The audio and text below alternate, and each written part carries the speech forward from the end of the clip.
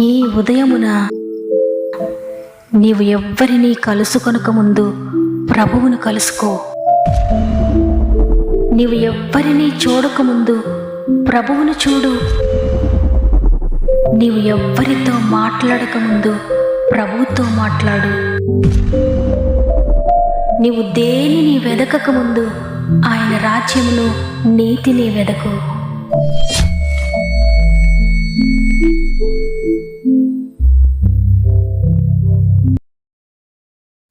Praise the lord.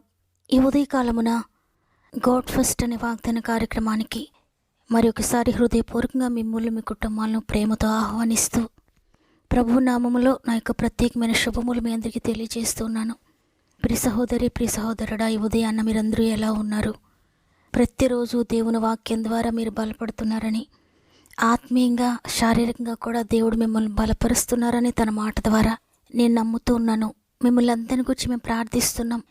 మీ పరిస్థితులు ఎంత భయంకరంగా ఉన్నా, మీ కుటుంబం ఎంత భయంకరంగా ఉన్నా, మీ ఆర్థిక సమస్యలు ఎంత భయంకరంగా ఉన్నా, ఈ లోకంలో మీతో ఎవరు మాట్లాడకపోయినా, మిమ్మల్ని ఎవరు పట్టించుకోకపోయినా దేవుడు నిన్ను పట్టించుకుంటున్నాడు. దేవుడు నిన్ను ప్రేమిస్తున్నాడు. ఎంతో ఉన్నతమైన ప్రణాళికలు ఆయనకు నీ మీద ఉన్నాయి. కాబట్టి ఏ పరిస్థితి ఎలా ఉన్నా భయపడొద్దు. పరిస్థితులను చూడకుండా దేవుని వైపు మాత్రమే చూస్తూ మీ జీవితాన్ని ముందుకు సాగండి. ఆయనే మిమ్మల్ని నడిపిస్తాడు. అదేవిధంగా మీలో ఇంకెవరన్నా బాధలు, సమస్యలు ఉంటే మీ యొక్క ప్రతి ప్రార్థన అవసరతను కామెంట్ ద్వారా నాకు తెలియచేయండి. మిమ్మల్ని అందరినీ ప్రభు చేతులకు అప్పగించి మీ కొరకు భారం కలిగి ప్రార్థిస్తున్నాం. దేవుడు తప్పకుండా మన ప్రార్థనలన్నిటికీ జవాబు ఇవ్వబోతున్నాడు. విశ్వసించండి, ప్రార్థించండి, విజయాన్ని పొందుకోండి. సమస్త మహిమ, ఘనత, ప్రభావములు దేవునికే చెల్లునుగాక. ఈరోజు ప్రభు మనకు అనుగ్రహిస్తున్న బలమైన వాగ్దానం హగ్గయి గ్రంథము 2వ అధ్యాయము 19వ వచనము. ఇది మొదలుకొని నేను మిమ్మును ఆశీర్వదించెదను. ఆమేన్. ప్రియ దేవుని బిడ్డలారా, దేవుడు ఈరోజు మీకు తెలియజేస్తున్నారు, మీకు వాగ్దానం చేస్తున్నారు, నేను మిమ్మును ఇది మొదలుకొని ఆశీర్వదిస్తానని. సర్వసాధారణంగా ఆశీర్వాదం అనగానే ఆస్తులు, అంతస్తులు, బంగారము, వెండి ఇవన్నీ అనుకుంటాం. ఇవన్నీ దేవుడు మనకు తప్పక అనుగ్రహిస్తాడు. మనకి ఇప్పుడు ఏది కావాలో ఆయనకు తెలుసు. అయితే ఇవన్నీ అశాశ్వతమైనవే. ఎంతో కష్టపడి, ఎంతో చెమటోడ్చి సంపాదించినవన్నీ కండ్లు మూయగానే అవన్నీ విడిచిపెట్టి వట్టి చేతులతో వెళ్ళిపోవాలి. మనం ఎంతో కష్టపడి సంపాదించినవన్నీ వేరొకరు అనుభవిస్తారు. ఈ సత్యం మనందరికీ తెలిసిందే. అయినప్పటికీ కూడా ఈ లోకానుసారమైన ఆశీర్వాదాల కోసం ఎంతగానో ప్రయాసపడుతూ ఉంటాం. అయితే ప్రభు ఈరోజు ప్రత్యేకంగా ఇన్ని ఆశీర్వదిస్తాను అంటున్నారంటే, ప్రభు యొక్క ఆశీర్వాదం ఏ విధంగా ఉంటుందంటే అది లోక సంబంధమైనది కాదు. మొదట నా రాజ్యమును, నా నీతిని వెదకండి, మీకు కావలసినవన్నీ అనుగ్రహిస్తాను అన్నాడైనా. ఆయన రాజ్యమును, ఆయన నీతిని మనం ఎప్పుడైతే వెతుకుతామో వాటితో పాటు మనకు కావలసినవన్నీ కూడా దేవుడు అనుగ్రహిస్తాడు. ఈరోజు ప్రభు నేను నిన్ను ఆశీర్వదిస్తున్నానని చెప్తున్న విషయం అదే. నిత్య జీవాన్ని మనకు అనుగ్రహించాలని. ఈ లోకాన్ని అందరూ విడిచిపెట్టి వెళ్లాల్సిందే. ఈరోజు రేపో, త్వరగానో లేటుగానో, 50 సంవత్సరాలు, 60 సంవత్సరాలు, 70 సంవత్సరాలకైనా ఎప్పటికైనా మనం విడిచిపెట్టి వెళ్ళిపోవాలి. అయితే ఈ లోకాన్ని విడిచిన తర్వాత ఎక్కడికి వెళ్తామో అనే నిశ్చయత లేకుండా భయంగా జీవిస్తున్నామని దేవుడి రోజు తెలియజేస్తున్నారు. నిజమైన ఆశీర్వాదాన్ని మీకు ఇస్తానో, మిమ్మల్ని ఆశీర్వదించబోతున్నానని. ఎవరైతే ఈ నిత్య ఆశీర్వాదం కోసం ఎదురు చూస్తారో, ఆశిస్తారో, వారికి ఆ ఆశీర్వాదంతో పాటుగా ఈ లోకంలో ఉన్న ప్రతి ఆశీర్వాదం కూడా ఆయన దయచేస్తాడు. అందుకే ప్రభు తెలియచేశారు, నా రాజ్యమును, నా నీతిని మొదట వెతకండి, అప్పుడు మీకు కావలసినవన్నీ అనుగ్రహిస్తానని.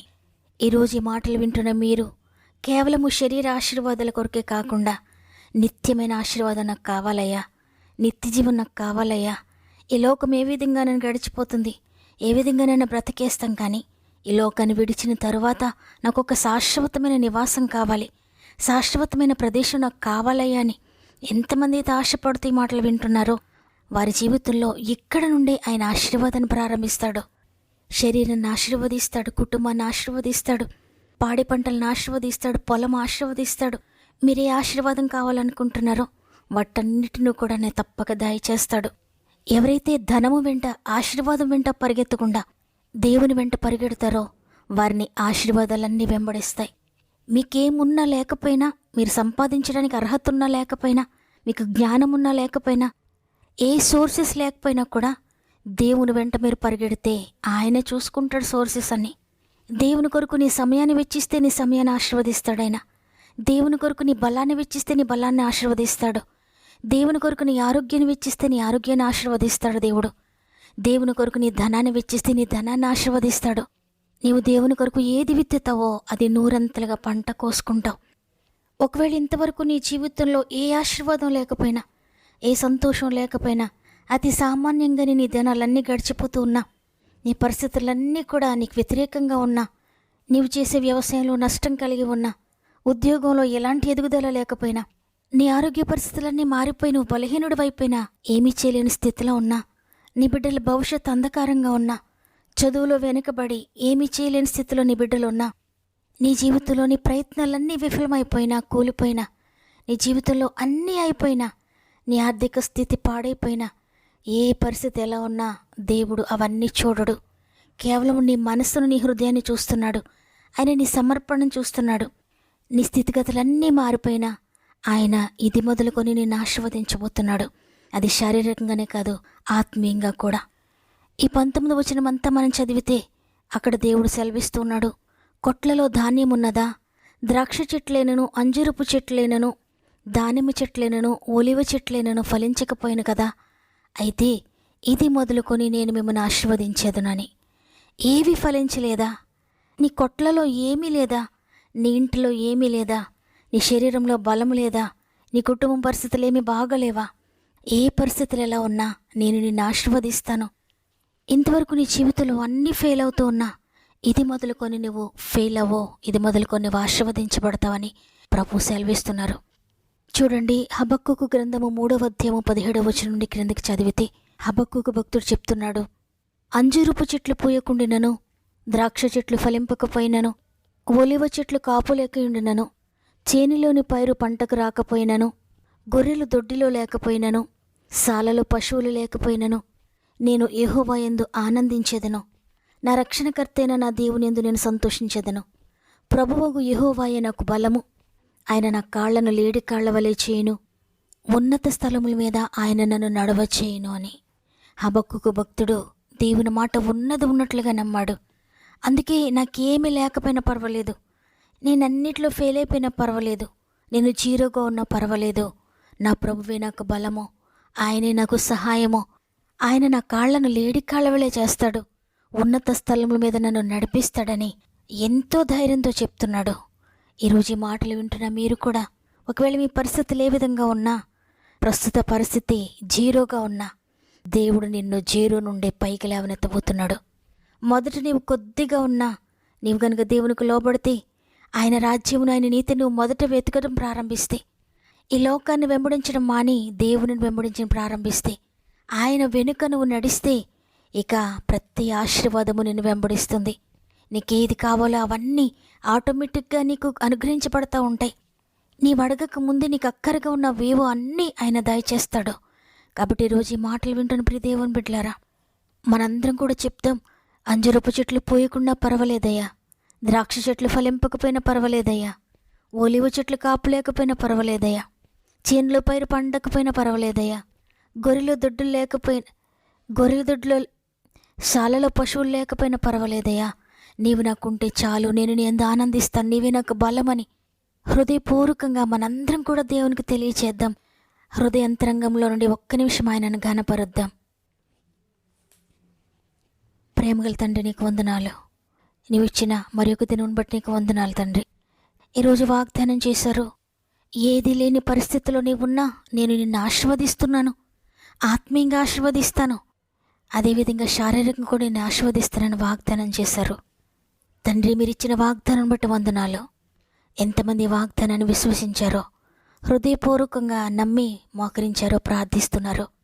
అందరి జీవితాలు ఈ వాగ్దానం నెరవేర్చండి తండ్రి. వారి పరిస్థితులన్నీ తారుమారైపోయినా, వారి జీవితంలో అన్నీ కోల్పోయినా, ఆరోగ్యమంతా పాడైపోయినా, చదువులో వెనకబడిపోయినా, పరీక్షలో ఫెయిల్ అయిపోతూ ఉన్నంతవరకు, వ్యాపారం అంతా పాడైపోయినా, ఇంత చదువుకున్నాను కానీ సరైన ఉద్యోగం రాలేదని బాధపడుతూ ఉన్నా, ఇంత కష్టపడ్డాను కానీ ఏమీ సంపాదించలేకపోయినని దిగులుతో ఉన్నా, వారి స్థితిగతులను బట్టి కాక, వారి ఆరోగ్యాన్ని బట్టి కాక, వారి ఆస్తులను బట్టి కాక, వారి ఆర్థిక పరిస్థితులను బట్టి కాక, కేవలము నిన్ను బట్టి, కేవలము కృపను బట్టి వారి జీవితాల్లో అద్భుతాలు జరిగిస్తున్నందుకు వందనాలు తండ్రి. ఎంతమంది హృదయపూర్వకంగా ప్రార్థిస్తున్న వారందరినీ దర్శించండి. ప్రతి ఒక్కరిని తాకండి పరిశుద్ధాత్ముడా. ప్రతి గృహంలో అడుగుపెట్టండి అయ్యా. నీ యొక్క అద్భుతాలు ప్రతి గృహంలో ఉండి ప్రారంభించండి. విశ్వసించిన వారందరి జీవితాల్లో ఇది మొదలుకొని వారిని ఆత్మీయంగా ఆశీర్వదించండి. ఇది మొదలుకొని వారిని శారీరకంగా ఆశీర్వదించండి. ఇది మొదలుకొని వారు ఏదైతే కోరుకుంటున్నారో వాటన్నిటిలో ఆశీర్వదించి నీ నామమునకు మహిమ తెచ్చుకోండి తండ్రి. వారి ద్వారా నమ్మిన వారందరి జీవితాల్లో అద్భుతాలు జరిగించండి. మరి ముఖ్యంగా ప్రార్థన అవసరం కోరుతున్న ప్రతి ఒక్కరిని కూడా జ్ఞాపకం చేసుకోండి తండ్రి. అనేక సమస్యల్లో ఉండి వారి ప్రార్థన అవసరం మాకు తెలియజేస్తున్నారు తండ్రి. కామెంట్స్ అన్నీ నీ చేతులకు అప్పగిస్తున్నాను తండ్రి. నేనైతే వారికి సహాయం చేయలేనయ్యా. నేను వారి జీవితాలను మార్చలేను తండ్రి. నేను వారిని ఆశీర్వదించలేను. నేను వారిని స్వస్థపరచలేను, వారిని బాగు చేయలేను. కేవలం నువ్వు మాత్రమే చేయగలవని నీ దగ్గరికి వస్తున్నాను తండ్రి. మా ఆత్మీయ బిడ్డలందరినీ చేతులకు అప్పగిస్తున్నానయ్యా. అందరి సమస్యలు నీ దగ్గరికి తీసుకొస్తున్నాను తండ్రి. చేయగలిగిన సమర్థుడా, సృష్టికర్త, ప్రతి జీవితంలో నూతన సృష్టి చేయండి. ఎవరు ఏది కోల్పోయారో, ఏది పోగొట్టుకున్నారో తిరిగి రెస్టోర్ చేయండి. వారు పోగొట్టుకున్న ఆరోగ్యం తిరిగి దయచేయండి. వారు పోగొట్టుకున్న ధనాన్ని తిరిగి రెస్టోర్ చేయండి తండ్రి. నష్టపోయిన, మోసపోయిన ధనాన్ని తిరిగి వారికి దయచేయండి అయ్యా. పొలాలు, ఇండ్లు ఏవైనా నష్టపోయారేమో అద్భుతకరంగా తిరిగి రెస్టోర్ చేయండి తండ్రి. అదేవిధంగా ఇంటర్ ఎగ్జామ్స్ రాస్తున్న బిడ్డలందరికీ తోడు ఉండండి. అద్భుతకరంగా నడిపించండి. 10th ఎగ్జామ్స్ కొరకు ప్రిపేర్ అవుతున్న బిడ్డలందరికీ తోడు ఉండు తండ్రి. నీ జ్ఞానాత్మతో, నీ శక్తితో నింపి ఆరోగ్యం ఇచ్చి, బలమిచ్చి నడిపించండి. ఇంకా ఏ కాంపిటేటివ్ ఎగ్జామ్స్ రాస్తున్నారో వారందరికీ కూడా తోడు ఉండండి. వారందరినీ నీ జ్ఞానంతో నింపండి. నీపై ఆధారపడి ఎగ్జామ్ ప్రిపేర్ అవడానికి, రాయడానికి వారికి సహాయం చేయండి. ఎవరైనా ఇంటర్వ్యూస్కి వెళ్తూ ఉంటే మీరు తోడుగా ఉండి నడిపించండి. గర్భంతో ఉన్న బిడ్డలందరినీ కూడా నేను చేతులు పెడుతున్నాను తండ్రి. 9 నెలలు మీరు తోడుగా ఉండి సేఫ్ డెలివరీస్ దయచేయండి. గృహాలు కట్టుకుంటున్న బిడ్డలందరికీ తోడండి తండ్రి. అద్భుతకరంగా గృహాలు కంప్లీట్ చేయండి. గృహాలు లేని బిడ్డలకు స్వంత గృహాలని కృప ద్వారా దయచేయండి. ఉద్యోగాల్లో మీరు తోడుగా ఉండండి. వ్యాపారాలను అభివృద్ధి చేయండి. వ్యవసాయాలను దీవించండి. పాడి పంటలను దీవించండి. కోర్టు కేసెస్లో నలిగిపోతున్న బిడ్డలను విడిపించండి. జైలు బంధకాలను విడిపించండి. పొలం సమస్యలను విడిపించండి. ఇంటి సమస్యలను విడిపించండి. పొలం అమ్మాలని ఎంతమంది ఆశపడుతున్నారో అద్భుతం చేయండి. కుటుంబ సమస్యల నుండి, కుటుంబ కలతల నుండి విడిపించి సమాధానం దయచేయండి. అనారోగ్యంతో మంచంపై ఉన్న వారిని అందరినీ లేవనెత్తండి. ప్రతి ఒక్కరికి నార్మల్ రిపోర్ట్స్ దయచేస్తున్నందుకు వందనాలు. ఈరోజు ప్రత్యేకంగా పుట్టినరోజులు, పెండ్లి రోజులు జరుపుకుంటున్న వారందరినీ గాయపడిన చేతులకు అప్పగిస్తున్నాను. ఈ సంవత్సరం అంతా తోడుగా ఉండి నడిపించండి. ఈ దినం ప్రారంభిస్తూ ఉండగా ఈరోజంతా మా ఆత్మీయ కుటుంబానికి తోడుగా ఉండి, వారు వెళ్ళే ప్రతి స్థలంలో మీరు తోడుగా ఉండి, వారు చేసే ప్రతి ప్రయత్నం మీరు ఆశీర్వదించి నడిపిస్తారని యేసయ్య పరిశుద్ధమైన నామములో అడిగి వేడుకొంచున్నాను తండ్రి. ఆమెన్. ఈరోజు ఈ వాగ్దానాన్ని విన్న ప్రియ సహోదరి, ప్రియ సహోదరుడా, మీరు ఇంతవరకు ఏ ఆశీర్వాదం లేకుండా ఉన్నా ఇది మొదలుకొని దేవుడు మిమ్మల్ని ఆశీర్వదించబోతున్నాడు. వాగ్దానాన్ని ప్రార్థన ద్వారా రిసీవ్ చేసుకోండి. నేను నమ్ముతున్న ఈ వాగ్దానాన్ని అన్న వారందరూ కూడా ఆమెనని చెప్పండి. లైక్ చేయడం, షేర్ చేయడం మర్చిపోకండి. దేవుడు మిమ్మల్ని, మీ కుటుంబాలను అత్యధికంగా ఆశీర్వదించి దీవించునుగాక. దేవుని చిత్తమైతే తిరిగి రేపు అందరం కలిసి ఆయనను స్తుతిందాం.